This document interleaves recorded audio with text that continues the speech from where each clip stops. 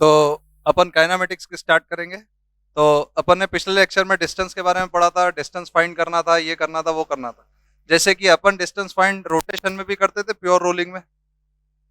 कि जैसे देखो, एक डिस्टेंस क्या निकाला था अपन ने, जैसे डिस्टेंस कैसे निकालते थे अपन? डिस्टेंस अपन ऐसे ही निकालते थे, integration of speed dt। Modulus of velocity को अपन स्पीड मानते थे, सही है गलत? मॉड्यूलस ऑफ वेलोसिटी को अपन स्पीड मानते थे। और अगर मुझे डिस्टेंस निकालना है तो मुझे स्पीड चाहिए, सही है? देखो, क्वेश्चन भले ही वो रोटेशन में सिखाया जाता है पर रोटेशन का नहीं है, ठीक है? और अपने को अब सब मिक्स करके ही पढ़ना पड़ेगा क्योंकि हमारे माइंड में अब सारे टॉपिक्स है, सही है ना? देखो, जैसे एक चक्का है, ठीक है? ये v स्पीड से जा रहा है, ये ओमेगा इसका है v बाय आर, मतलब it's like a pure rolling, सही है ना? ये प्योर रोलिंग की कंडीशन है, omega equal to v by r. बस इतना ही जानो, इससे ज्यादा जानने की जरूरत नहीं है। रोटेशन का कोई यूज नहीं है, काइनेमेटिक्स ही है, ठीक है ना? प्योर काइनेमेटिक्स है, पर ये रोटेशन में स्पेसिफिकली डबल पढ़ाया जाता है, इसलिए अभी बता रहे हैं, ठीक है? इसमें यूज काइनेमेटिक्स ही होगा, हम स्पीड ही निकालेंगे, ठीक है? अब कैसे निकालते स्पीड, ये बताओ। जैसे अब बात को समझो कि यहाँ पे हर एक पार्टिकल के पास दो स्पीड है, दो वेलोसिटी के कंपोनेंट, सही है गलत? यहाँ पे हर एक पार्टिकल के पास दो वेलोसिटी कंपोनेंट है, कैसे देखना।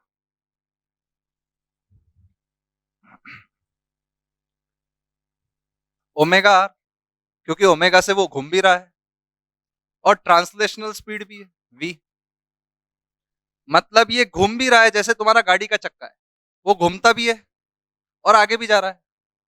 तो आगे अगर v स्पीड से जा रहा है तो वो घूमेगा omega equal to v by r से। अगर वो omega equal to v by r से नहीं घूम रहा है तो वो गाड़ी स्लिप होगी। तुम्हारी गाड़ी स्लिप होती है कि चलाते वक्त? कभी कभी होती है, हर समय होती क्या?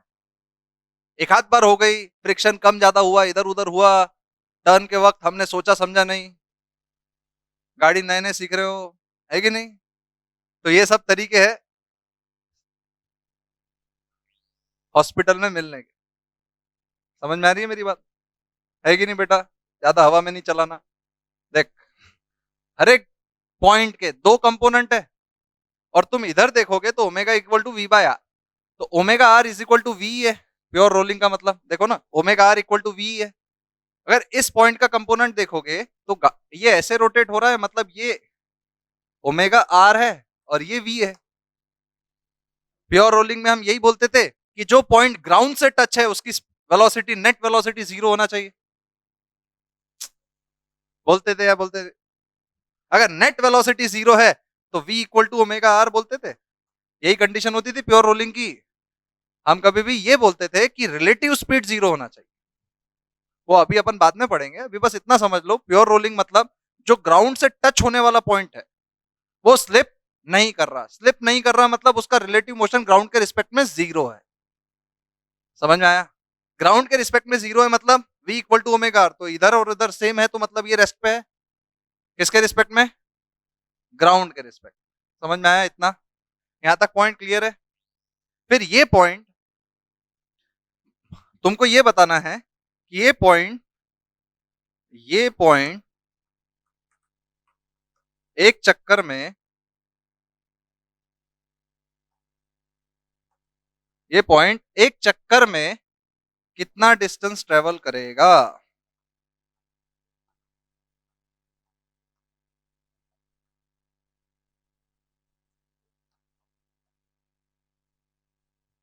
अब देखो, मैं बताएगा, ठीक है? क्वेश्चन काफी आसान है, पूरा का पूरा काइनेमेटिक्स, ठीक है? अब एक चीज बताओ, अगर ये ओमेगा से घूम रहा है तो एक रिवॉल्यूशन होने में इसका time period 2 pi by omega. अगर ये ओमेगा से घूम रहा है तो एक रिवॉल्यूशन होने में इसका time period 2 pi by omega, मतलब इसको पूरा चक्कर करने में टाइम कितना लगा? 2 पाई बाय ओमेगा टाइम। सही है। तो मतलब देखना इधर, थोड़ा सा सिग्निफिकेंस समझो।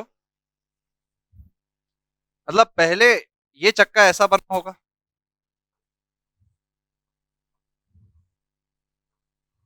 मतलब देखो ये पॉइंट अगर ऐसे रिवॉल्व हो रहा है तो ये पॉइंट इधर है, फिर ये पॉइंट ऊपर जाएगा, फिर ये पॉइंट इधर, फिर ये पॉइंट इधर। नहीं समझे? पॉइंट समझ में आ रहा है? ये ऐसे ऐसे घूम रहा है, ऐसे ऐसे। तो जो पॉइंट नीचे था पहले ऐसे आएगा, और गाड़ी आगे भी जा रही है। पॉइंट समझे? ये ऐसे आ रहा है और ऐसे आगे भी जा रहा है, तो रिलेटिवली वो पॉइंट सेंटर के रिस्पेक्ट में इधर है पर आगे भी तो है। समझ में आया कि नहीं आया? वो पॉइंट सेंटर के रिस्पेक्ट में इधर है पर आगे भी तो है। पॉइंट समझे? अब देखो ये इधर है, ये इधर है, इधर है। तो अगर इसका एक्चुअल पाथ देखेंगे,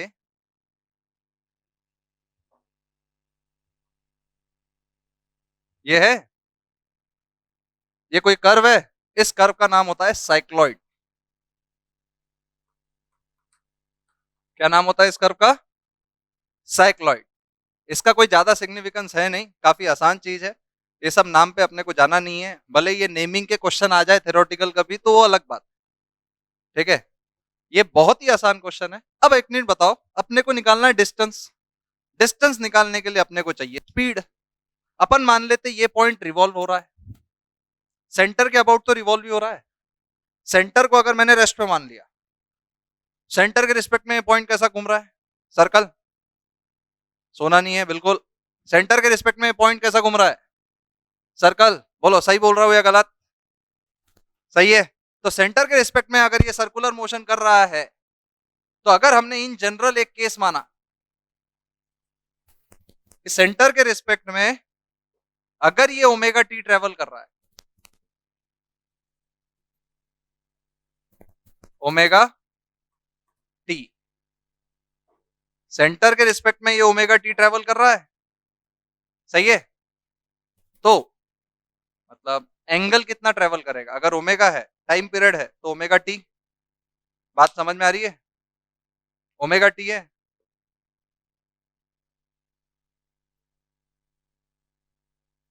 ओमेगा टी है।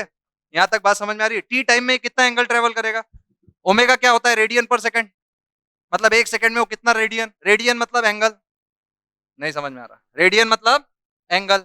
एक सेकंड में वो कितना एंगल घूम रहा है, तो टी टाइम में कितना एंगल घूमेगा? Omega T at any time T, at any time t. सही है गलत? तो यहां पे उसकी स्पीड कैसी होगी? यहां होगी ओमेगा आर। मतलब इस पॉइंट को अगर मैं जज करूं सेंटर के रिस्पेक्ट में, तो इधर होगी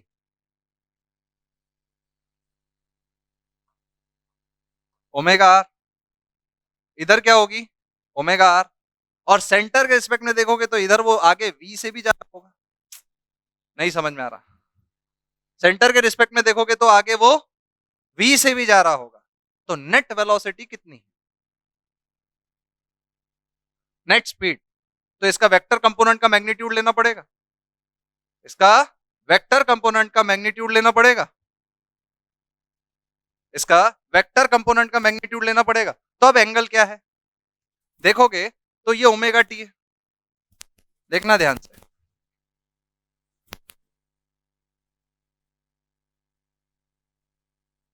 ये देखो ये ओमेगा टी है, तो ये एंगल कितना होगा? 90 माइनस ओमेगा टी। बोलो ये एंगल कितना होगा? 90 माइनस ओमेगा टी। अगर ये एंगल 90 माइनस ओमेगा टी है और ये 90 है, तो ये ओवरऑल टोटल एंगल कितना होगा? 180 माइनस ओमेगा टी। सही है गलत? बेटा 2 + 2, ध्यान दो, सही है। तो ये अगर 90 माइनस ओमेगा टी है और ये 90 है, तो ये 90 + 90 230, 180 होता है। 180 माइनस ओमेगा टी। अगर इसका मैंने वेक्टर सम लगाया तो नेट स्पीड कितनी होगी? वी स्क्वायर, और ओमेगा आर तो वी होता है ना, देख लो इधर से, plus v square plus 2v square cos 180 minus omega t. Cos 180 minus theta is minus cos theta, याद रखना। Cos 180 minus theta is minus cos theta. सही है गलत? तो ये क्या हो जाएगा? 2v² 1 minus cos theta. ठीक है, अब इसको जब तुम सॉल्व करोगे तो ये आ जाता है 2v sine omega t by 2। ये आ गई तुम्हारी स्पीड। सबको यहां तक चीजें क्लियर है? ये आ गई तुम्हारी स्पीड। कॉपी करना है तुमको साथ में।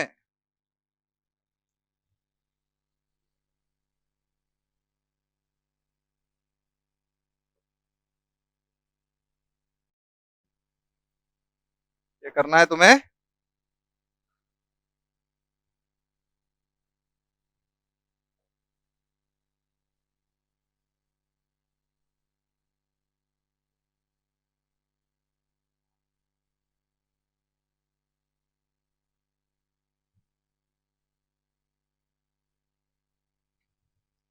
सही है गलत? अपन काइनामेटिक्स के अंदर डिस्टेंस ऐसे निकालते हैं। पहले अपन स्पीड की बात कर रहे हैं। स्पीड को अपन ने सिंपल वेक्टर एडिशन से निकाला। वेक्टर एडिशन हमें आता है। सही है गलत? है कि नहीं? यहाँ पे हर एक चीज इन्वॉल्व हो जाती है। ये क्वेश्चन इसलिए करवाया जाता है क्योंकि इसमें हर एक कंसेप्ट इन्वॉल्व है। इसमें वेक्टर एडिशन भी है, उसको आप अलग ढंग से देख सकते हैं। सही है। इसमें ये तक बताया जाता है कि टाइम टी में वो एंगल कितना ट्रेवल कर रहा है। सही बोल रहा है गलत? अब इसमें यह भी है कि अगर एक साथ उसके दो कंपोनेंट है वेलोसिटी के, रिजल्टेंट कंपोनेंट लेना है अपने को वेलोसिटी का। सही है गलत? एक अलोंग टेंजेंशियल ओमेगा आर, एक सेंटर के स्पीड में v।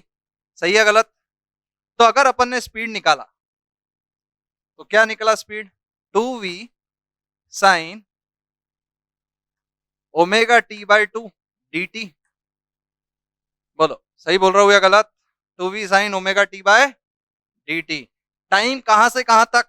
एक चक्कर होने में कितना टाइम लगेगा? 0 से 2 पाई बाय ओमेगा। समझ में आ रहा है? तुम इसका रिजल्ट भी याद कर लो तब भी वो सही है। ये प्रूफ हमेशा कभी पूछा नहीं जाता है, ये प्रूफ करवाया जाता है सच दैट रिजल्ट ओरिएंटेड, जैसे जेई मेंस और नीट में काफी रिजल्ट ओरिएंटेड क्वेश्चंस भी आते, तो इसका रिजल्ट ध्यान रखो तब भी है। और ये क्वेश्चन में कोई तोप चीज नहीं है। किसी भी टाइम टेबल ओमेगा टी घुमाओ, ओमेगा आर लो, रिजल्टेंट लो, स्पीड आ जाती, स्पीड आ गई, उसको इंटीग्रेट कर दो। सही है गलत? अब इसका क्या है? 2v तो कांस्टेंट है। सही है। और साइन का इंटीग्रेशन क्या होता है? Minus cos. साइन का इंटीग्रेशन माइनस कॉस। और इधर देखना, minus cos omega t by 2, और जो टी का कोफिशिएंट है उसको डिनोमिनेटर में लिखते हैं, 0 से 2 पाई बाय ओमेगा। इसके प्रूफ से ज्यादा रिजल्ट ध्यान रखोगे तो ज्यादा फायदा है तुम्हारे लिए। ठीक है, यहां तक हो गया। माइनस बाहर लिया तो ये हो गया -4v बाय ओमेगा। गलत बोला तो बताना। -4v बाय ओमेगा आया। बोलो सही है गलत? अब ये आया cos omega t. Omega t by 2 है, सॉरी, ओमेगा टी है। अब कभी भी अपन डेफिनेट इंटीग्रेशन में पहले अपर लिमिट डालते माइनस लोअर लिमिट। बोलो सही बोल रहा हूं या गलत? तो जैसे ही लोअर लिमिट अपर लिमिट डाला तो क्या पाई आया? देखो ना, -8, sorry, -4v by omega cos pi minus cos 0। देखो, कॉस पाई की वैल्यू -1, कॉस 0 की वैल्यू 1, तो -1 -1 -2 इंटू -4 8। तो ये क्या आया? 8v by omega. और v बाय ओमेगा क्या है? तो नेट डिस्टेंस कितना?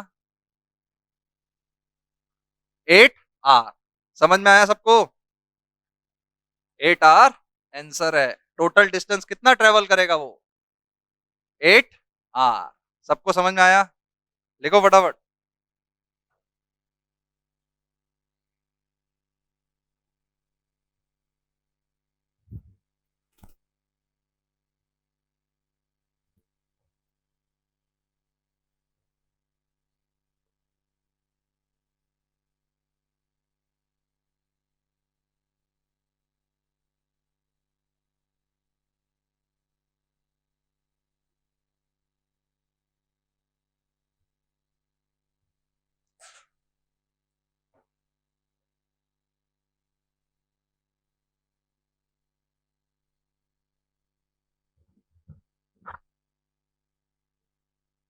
हो गया,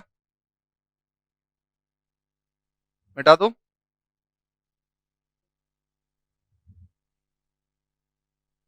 समझ में आया कैसे निकालना है तुम्हें डिस्टेंस? मतलब हर एक तरीके से, हर एक तरीके से डिस्टेंस निकालना समझ में आया? हम्म एक और क्वेश्चन दूं डिस्टेंस पे? देखो, चलो पहले एक और क्वेश्चन देता डिस्टेंस पे। ठीक है, देखो, x equal to 5 sin ω t, ठीक है, और y is equal to 5 1 - cos ω t।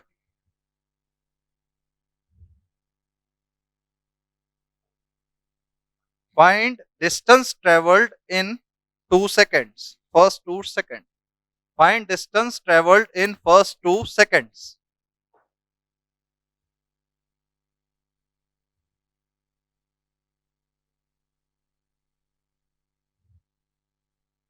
थोड़ा सा कोशिश करो, आसान क्वेश्चन है, डिफिकल्ट नहीं है।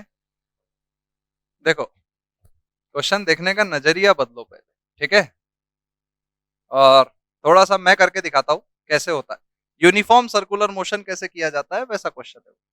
जैसे यही सेम क्वेश्चन अगर मैं ऐसे दूं, देखो same example, x equal to 5 sin ω t cos ω t, y is equal to 5 sin ω t। Same question दे रहा, ध्यान से समझना, ठीक है। Same question, find distance travelled in first 2 seconds. Sir कैसे? पॉइंट समझो। फाइंड डिस्टेंस ट्रेवल्ड इन, तो आर वेक्टर में क्या लिख सकता? 5 cos ω t i कैप। मानते कि नहीं मानते? गलत बोला क्या? बोलो, यहां तक कुछ भी गलत लगा? अब देखो, इसको डिफरेंशिएट करो तो वेलोसिटी आ जाती। हमें वेलोसिटी चाहिए क्या? नहीं। अगर मैंने इसको स्क्वायर और ऐड किया तो sine square theta plus cos square theta 2 1, तो इधर 5 स्क्वायर आ जाएगा। कभी भी एक्स स्क्वायर और वाई स्क्वायर का कहीं पे भी टर्म आता है इन केस, तो वो सर्कल है। कैसा है? दोनों के कोफिशिएंट नीचे, ये दोनों के कोफिशिएंट सेम हो तब सर्कल।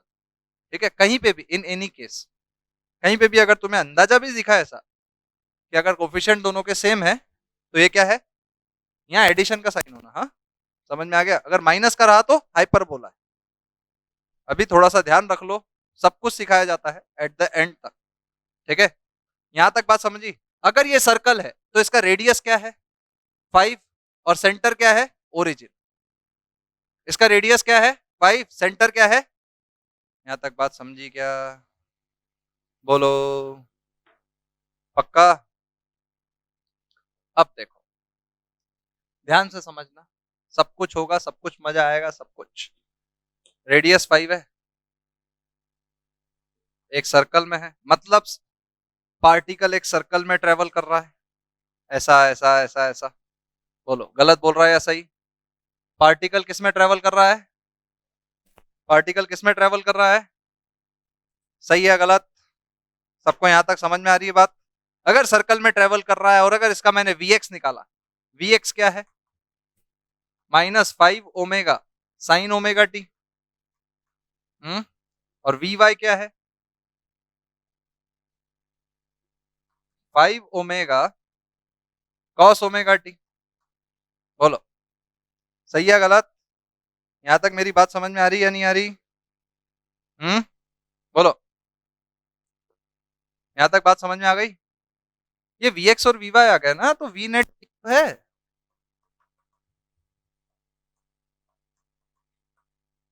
यही होता है ना? तो तुम देखो, sine square theta plus cos square theta 1, sine square theta plus cos square theta क्या होता है? Sine square theta plus cos square theta 1। अगर ये 1 है तो ये 5 ω² 5 ω²।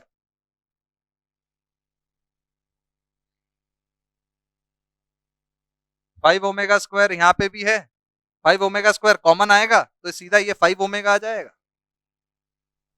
गलत बोला क्या? तुम्हें क्या स्पीड पता चली क्योंकि तुमने मॉड्यूलस पे बात की है? यूनिफॉर्म सर्कुलर मोशन में अगर एक स्पीड से मैं ट्रेवल कर रहा हूं तो 2 सेकंड में मैं कितना डिस्टेंस ट्रेवल करूंगा? v into two. अरे स्पीड मिली ना मुझे, चाहे मैं कैसा भी पाथ फॉलो करूं क्या फर्क पड़ रहा? Speed into time is equal to, ये स्पीड मिल गई ना मेरे को वी नेट, मॉडुलस है ना ये? नहीं, पॉइंट नहीं क्लियर है, समझ में आया क्या? मैंने x कंपोनेंट को डिफरेंशिएट किया तो मेरे को vx मिला, y कंपोनेंट को डिफरेंशिएट किया तो मुझे क्या मिला? vy। डिफरेंशिएशन आता है और इसमें सबसे मैंडेटरी चीज है, अगर x कंपोनेंट को किया और y कंपोनेंट को और दोनों कंपोनेंट आपस में परपेंडिकुलर है तो रिजल्टेंट क्या होगा? vx square plus vy square. तो इसका रिजल्टेंट निकाला 5 ओमेगा स्क्वायर और 5 omega square, 5 omega whole square 5 omega whole square common निकाला तो sine square omega theta omega t plus cos square omega t is 1। अगर ये 1 है तो भाई साहब 5 ओमेगा बाहर निकलेगा। अगर इन केस वो ओमेगा की value if omega equal to 2 radian per second दिया होता तो अभी स्पीड कितनी आती? 10 मीटर पर सेकंड। 2 सेकंड में कितना डिस्टेंस ट्रेवल करता? 20 मीटर।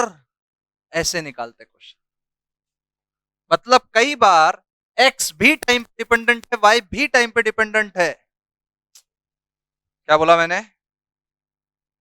अलग वेरिएबल पे डिपेंड है, उसको अपन क्या करते, x और y में टाइम पे डिपेंडेंस में हम ऐसे इस तरह से स्पीड निकालते।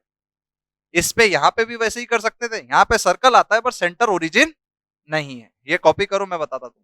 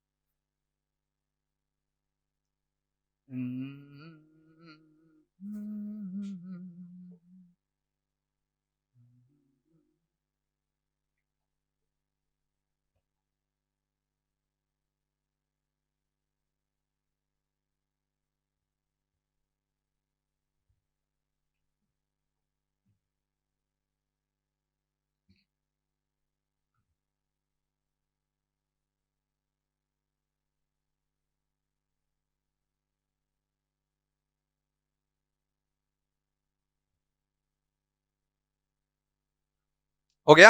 अब देखो नेक्स्ट, ये क्वेश्चन को कैसे करते देखना।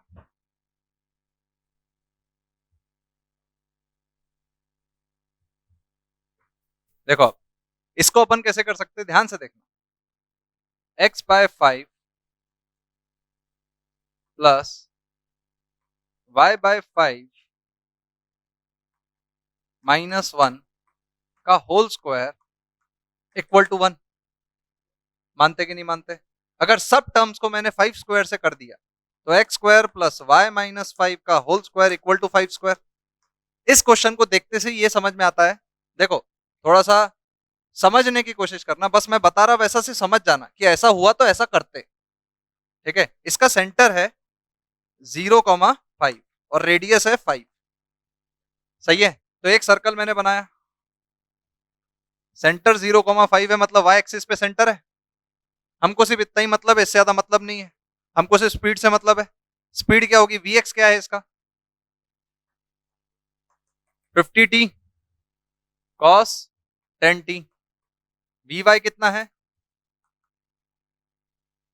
50t 50 sin 10t। मानते? vx और vy का होल स्क्वायर करोगे तो स्पीड कितनी आएगी? सॉरी 25। स्पीड कितनी आएगी? 25 आएगी क्या? 25 आएगी? बोलो यहां तक सबको समझ में आया? डिफरेंशिएशन, अगर ये डिफरेंशिएशन तुम्हें समझ में आता है, स्पीड 25 है तो 2 सेकंड में डिस्टेंस कितना है? 50 मीटर, 50 मीटर है डिस्टेंस। अरे speed into time is distance ना। नहीं बोला क्या? समझ में आया क्या? सबको समझ में आया? लिखो ना फिर। इस टाइप के क्वेश्चन भी ऐसे किए जाते।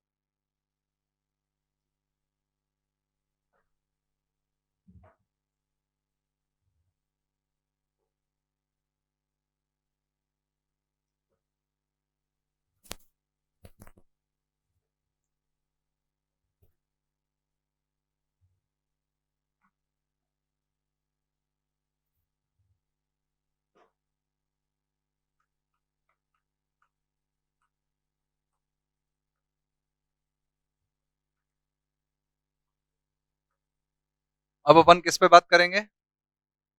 एक्सेलरेशन। एक्सेलरेशन को इज अ वेक्टर क्वांटिटी ऐसे रिप्रेजेंट करते हैं, इसको अपन मीटर पर सेकंड स्क्वायर भी बोलते हैं। और मैं बताता हूं मीटर पर सेकंड, पर सेकंड। बोलो। मतलब अगर एक्सेलरेशन तुम्हारे सामने 3 मीटर पर सेकंड स्क्वायर दिया हुआ है, इसका मतलब क्या है? एक्सेलरेशन तुम्हारे सामने अगर 3 मीटर पर सेकंड स्क्वायर दिया हुआ है, तो इसका मतलब क्या है? 3 मीटर पर सेकंड। हर सेकंड उसकी स्पीड बढ़ रही है। सही है गलत? 3 मीटर पर सेकंड, हर सेकंड उसकी स्पीड बढ़ रही है। बोलो। सही है गलत? मैं अगर एक्सेलरेशन 3 मीटर पर सेकंड दिया हुआ है, तो इसका मतलब क्या है? 3 मीटर पर सेकंड, हर सेकंड उसकी स्पीड बढ़ रही है। गलत बोला हो तो बताना। एक्सेलरेशन यही है। अगर पहले सेकंड में उसकी स्पीड 2 है, तो अगले सेकंड में उसकी स्पीड 5। एक्सेलरेशन का मतलब क्या होता है? तुमने कभी गाड़ी चलाते हुए देखा? देखना वहां पे अगर थोड़ा सा दिमाग लगाओ तो वहां पे भी समझ में आ जाता है। थोड़ा समझ में आता है। जैसे एक्सेलरेटर होता है, उसको अपन बोलते हैं ना एक्सेलरेटर। अपन यही टर्म यूज करते हैं, एक्सेलरेट। ध्यान से समझो। एक्सेलरेशन कर रहा है वो, गाड़ी की स्पीड बढ़ा रहा है। उसका मैकेनिज्म कितना खतरनाक होता है कि तुम गाड़ी वो घुमाते हो तो गाड़ी की स्पीड बढ़ती है, उसको रोक देते हो तो गाड़ी की स्पीड कांस्टेंट। मतलब अगर उसको हमने रोका तो एक्सेलरेशन जीरो, अगर हम उसको घुमा रहे हैं तो एक्सेलरेशन नॉन जीरो। मतलब अगर ऐसे घुमाए तो एक्सेलरेशन पॉजिटिव, ऐसे घुमाए तो एक्सेलरेशन निगेटिव। और कंटिन्यूस घुमाते रहे तो एक्सेलरेशन नॉन जीरो, अगर रोक दिया तो एक्सेलरेशन जीरो। मैकेनिज्म देखो, समझ में आ रहा है कैसे काम कर रहा है वो? गाड़ी का एक्सेलरेटर ही बोलते हैं ना उसको हम। एक्सेलरेट मतलब एक्सेलरेशन। एक्सेलरेशन मतलब स्पीड को कंट्रोल कर रहा, rate of change of velocities acceleration. समझ में आ रहा है या नहीं आ रहा? पॉइंट क्लियर हुआ? तो एक्सेलरेशन अगर 3 मीटर पर सेकंड स्क्वायर है, इसका मतलब है 3 मीटर पर सेकंड, पर सेकंड। मतलब हर सेकंड में या तो 3 मीटर पर सेकंड की उसकी स्पीड, वेलोसिटी बढ़ रही है। सही है गलत? डायरेक्शन नहीं दिया इसलिए अपन ने स्पीड की बात कर। अगर एक्सेलरेशन ये होता है -5 मीटर पर सेकंड स्क्वायर, इसका मतलब क्या है? हर सेकंड में उसकी वेलोसिटी 5 मीटर पर सेकंड से घट रही है। सही है गलत? यहां तक बात पूरी कंफर्म क्लियर हुई? तो अपन एक्सेलरेशन वेक्टर को ऐसा भी बोलते हैं। देखना ध्यान से। Acceleration vector,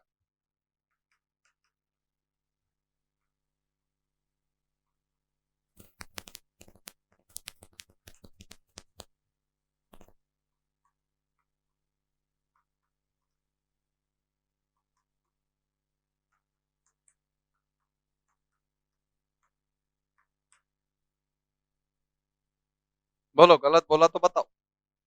we final minus v initial upon total time. यहां तक क्लियर हुआ है चीजें? तो एक्सेलरेशन क्या होता है? Change in velocity upon total time. अच्छा, तो अपन इसको ये भी बोल सकते हैं average acceleration. Delta V vector upon delta T. सही है या गलत? It's an average acceleration. Hmm. अगर मैंने यहां पे limit delta T tends to zero करी, लिमिट डेल्टा टी मतलब चेंज होने का टाइम बहुत छोटा, delta T tends to zero होना मतलब चेंज होने का टाइम बहुत छोटा, मतलब तुरंत चेंज। मतलब तुम्हारी जो सोच है ना, उससे भी इनफाइनाइटसिमली स्मॉल टाइम में जो चेंज हो रहा है उसको बोलते हैं डेल्टा टी। मतलब तुम जो सोच रहे हैं ना कि जैसे फील कर, वो मैं बता नहीं पाऊंगा कितना छोटा, मतलब इतना छोटा कि सोच से भी इनफाइनाइट टाइम्स छोटा। समझ में आया? मेरा पॉइंट पूरा समझ में आया? Clearly understood everything? बोलो, यहां तक बात समझ में आई सबको? हर एक चीज। तो डेल्टा टी अगर टेंड्स टू जीरो है तो delta v by delta t, इसको हम बोलते हैं dv vector by d t. इसको बोलते हैं इंस्टंटेनियस एक्सेलरेशन।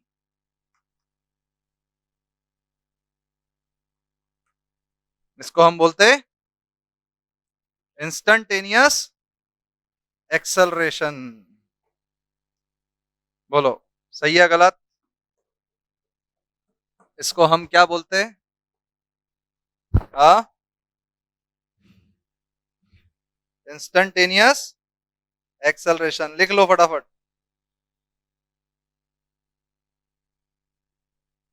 लिखा?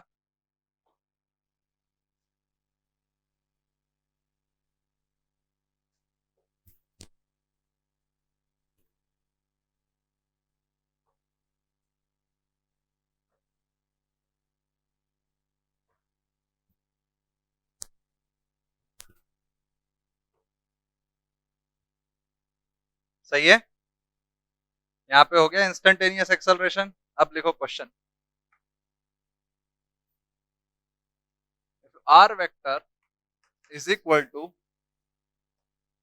2t² plus t i cap plus 2t, sorry, 3t² j cap. ठीक है? Find acceleration at t equal to 1 second. Find acceleration at t equal to 1 second. बताओ।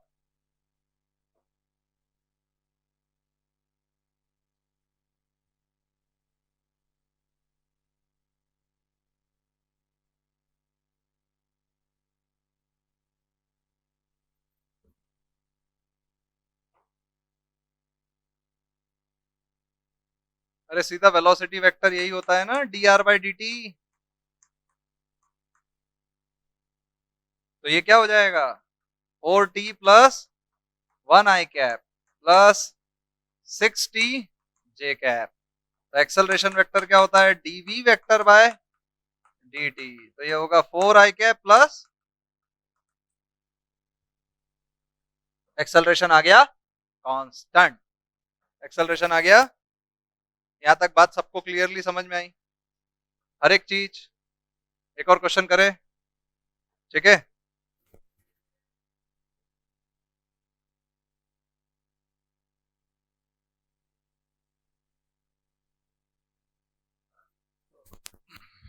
देखो,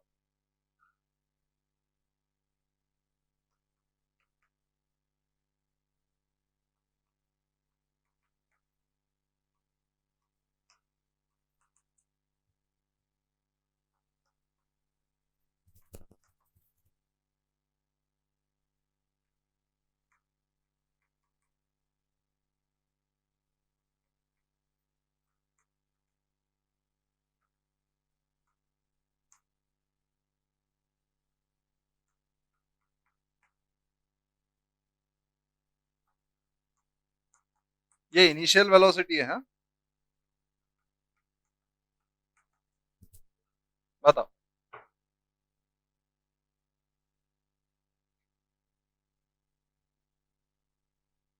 find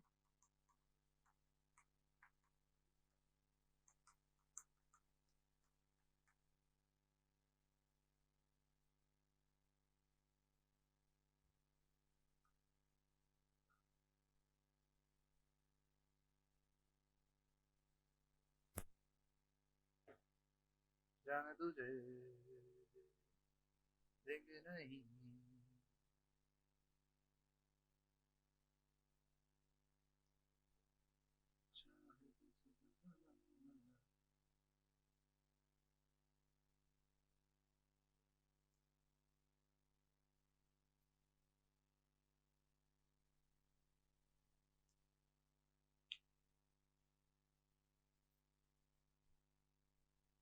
मैं बताऊं, देखो सिंपल है, कभी भी दो चार चीजें याद रखना। मैं तुमको बहुत सारी चीजें बताऊंगा, ठीक है, कैसे कैसे ले जाते, क्या ले जाते, कितना भी डिफिकल्ट क्वेश्चन आ जाए तुम्हारे लेवल में, 11 ट्वेल्थ में मोस्ट डिफिकल्ट क्वेश्चन आ जाए, इस बात का इससे कोई नहीं है। दो चार इंटीग्रेशन आप याद रख लो, आपका काम हो जाता, उससे ज्यादा डिफिकल्ट चीजें नहीं है। बस चीजें समझना है, इसको कैसे ले जाना है, पॉइंट समझे। अब देखो, एक्सेलरेशन दिया हुआ है, तो क्या हम इसको ऐसे लिख सकते हैं? तो क्या मैं इसको डीवी वेक्टर को 12t प्लस 6 dt आई कैप लिख सकता, प्लस 6 dt जे कैप लिख सकता, इंटीग्रेशन,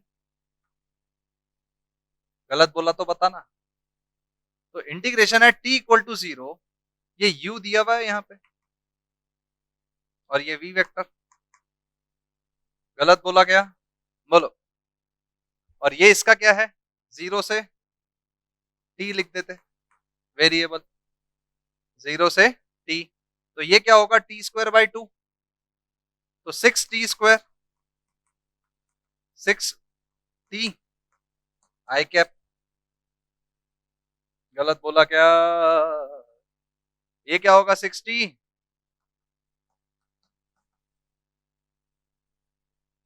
अरे dt का इंटीग्रेशन t होता है ना, जैसे dx का इंटीग्रेशन x, तो dt का इंटीग्रेशन t।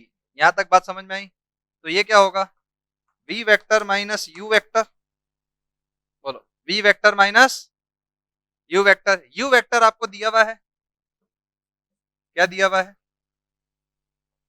आई कैप प्लस 2 जे कैप, मानते, तो v vector as a function of time t आया,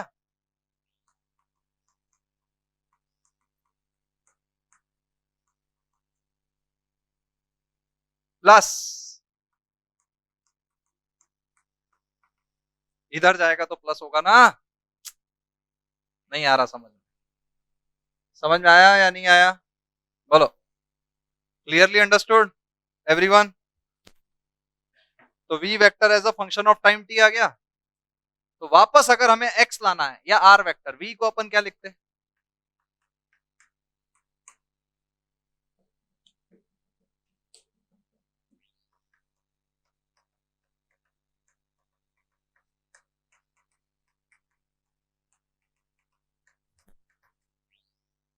जय हिंद, जय भारत। तो अगर अपन ने dr वेक्टर को लिखा 6t square plus 6t plus 1 dt आई कैप प्लस 6t, गलत बोला तो बताना, गलत बोला क्या। तो जैसे ही अगर अपन ने इंटीग्रेट किया, 0 0, इनिशियल पोजीशन क्या है इसकी, आई cap plus 2 j cap, initial position क्या आई कैप प्लस 2 जे कैप ही है, बोलो, इनिशियल पोजीशन क्या आई कैप प्लस 2 जे कैप है, सही बोल रहा हूं या गलत, सही है। और आर वेक्टर, और 0 से टी, पहले r as a function of time t निकाल लेते, फिर टी इक्वल टू 2 पूछो, 3 पूछो, 5 पूछो, 10 पूछो, 15 पूछो, तुम्हारी मर्जी हो जो पूछो। टाइम का फंक्शन अगर हमें निकालते आ गया तो टाइम कोई मैटर कर रहा क्या, हाँ, सही है गलत। तो जैसे ही मैंने बोला r minus i cap is equal to 2t³ 3t² plus t i cap, गलत बोला तो बताना बस, गलत बोला क्या, बोलो, कुछ भी गलत फील आ रहा है, प्लस 3t² प्लस 2t जे कैप, सही बोल रहा हूँ या गलत, अरे सिंपल इंटीग्रेशन ही तो कर रहा है एक्स की पावर एन का, उससे ज्यादा कुछ कर रहा क्या मैं? सही है गलत? इसको इधर लेके गया तो आर वेक्टर क्या है as a function of time T?